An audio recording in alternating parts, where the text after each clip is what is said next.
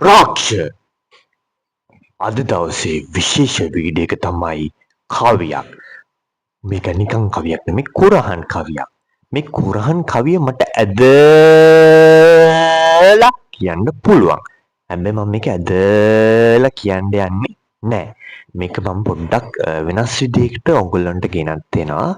අපි බලමු මේ කවිය කොහොමද ගායනා වෙන්නේ කියලා මගේ විදිහට. දුරුතු මහේදී කැලයට වැදීලා මසක් පමණ කල් කැලවල් කොටාලා මැදින් දිනේදී වල්ගිනි තියාලා කුරහන් නිසිමුව කළුවර බලාලා වීඩියෝ එකට කැමති නම් ෂෙයා කරන්න ලයික් කරන්න කමෙන්ට් කරන්න ඒ වගේම මගේ TikTok Facebook Instagram YouTube channel page subscribe කරගෙන follow කරගෙන තියාගන්න. එහෙනම් ගිහින් එන්නම්.